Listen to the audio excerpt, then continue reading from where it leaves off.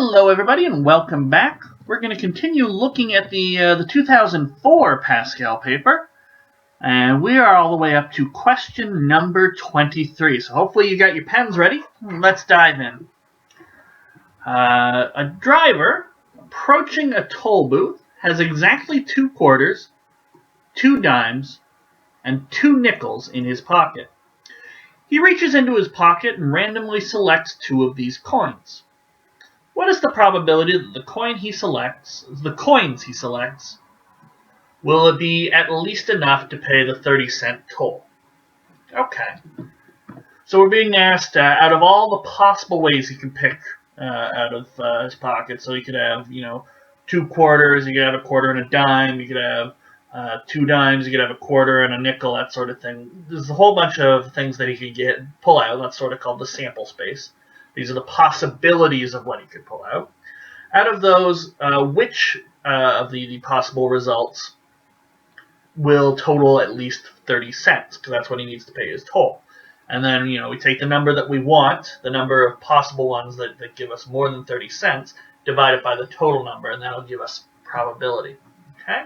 So let's get cracking. I think the easiest way to do this question is 2 things. 1, we should probably distinguish between the different quarters. And 2, there's very few. We could probably write out all the possible coin combinations that he can pull out. Okay? So, go back here and let's go to our notepad. So I'm going to say he has sort of quarter number 1, he has quarter number 2, he has dime number 1, dime number 2, nickel number 1, and nickel number 2. Now the reason I'm numbering these, if you were to say, how many ways can he reach in and pull out the 2 nickels? Well, really, he can just pull out nickel 1 and nickel 2. Doesn't matter which he picks out first, he's just picking 2 coins out. But if you said he picks out a nickel and a dime, well, you could have nickel 1, you could have dime 1. You could have nickel 2, you could have dime 1. There are more ways he can get nickel and dime out. And so we write out the different possibilities. It's more likely there's 4 times as many ways to get a nickel and a dime out than to get both nickels. Okay, so what are our possibilities? We can have 2 nickels. We could have a nickel and a dime. We could have both dimes pulled out. Again, order doesn't matter. He's just picking out a handful. If we said he's pulling these out one at a time and he's lining them up on his dashboard or something, then yeah. If the order of these things mattered, we'd have to take that into account. So there'd be N1, N2, or N2, N1 ways to get out get out both nickels. But the order doesn't matter. He's just grabbing a handful. He's going to pay for it. The order does not matter. So we're just choosing coins. We're not lining them up. We're not permuting them. We're not ordering them. We're not arranging them. Nothing like that. Okay? So that's why we can just work with ordered pairs and the like. Okay? So we could have 2 dimes. What else could we have? We could have 2 quarters. And so there's only one way to get out both quarters, and that would be to get out quarter 1 and quarter 2 together. Other than that, we have combinations. We've done nickel and dime. There's nickel and quarter left to do, and quarter and dime.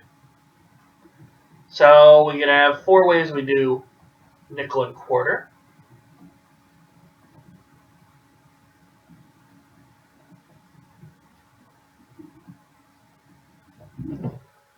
And 4 ways that we can have nickel and dime. Each dime paired with each nickel. Or not dime and quarter, and each dime paired with each quarter is what we're doing.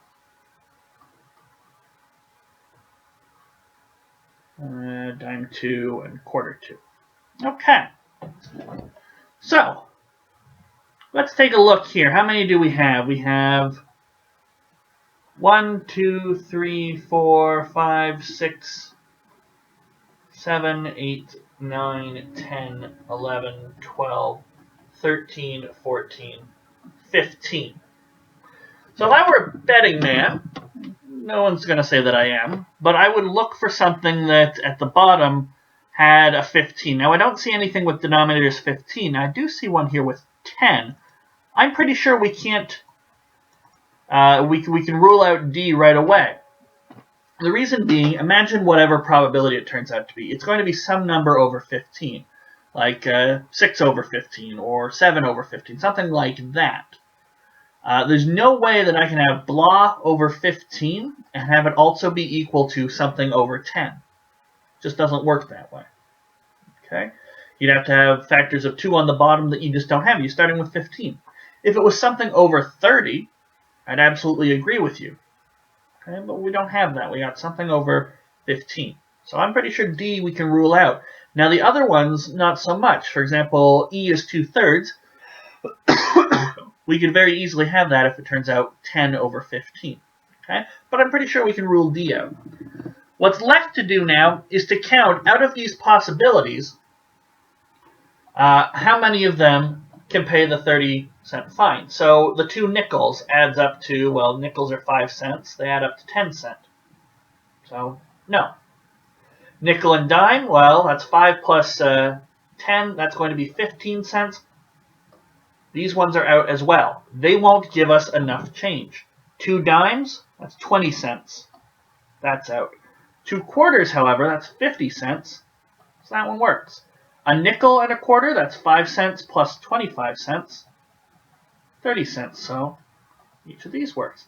And a dime plus a quarter, all four of those are going to work because that's 35 cents. Okay?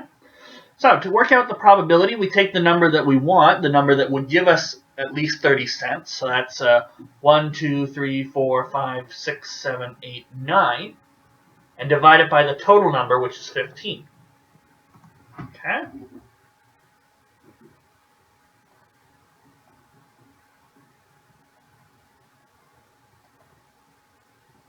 So probability is always desired. The number of desired outcomes over the number of outcomes.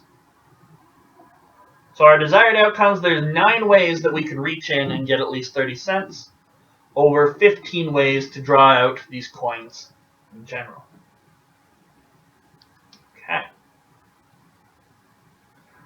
So 9 over 15, we can simplify that as factor 3 in both of those. We get 3 out of 5. I think 3 out of 5 was one of the answers. I think it was A. It was. It's A. Good memory. Good memory. Especially because I didn't even go through I didn't read out the solutions to you guys, the possible answers. So we're putting it down as A. Okay.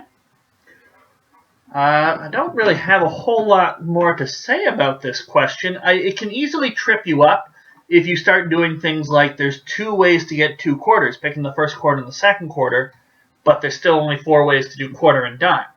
Okay? You could do this question if order mattered to you. In fact, how about I quickly show you? If you don't want to, by all means, join me for the next video, question 24, yada, yada, yada, the usual stuff I say. But some people will say, well, no, you have to pick the coins one at a time. Order matters.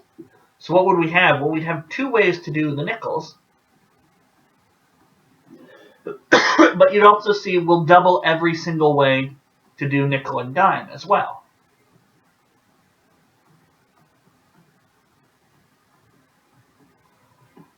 Okay, nickel 1, dime 2.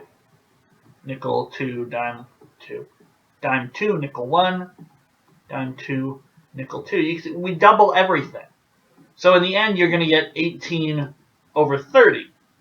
And maybe that's why they have the 3 over 10 option, because if you did have a denominator of 30, you might say, oh, maybe we can get, if you had something like 9 over 30, then yeah, you'd easily get 3 over 10.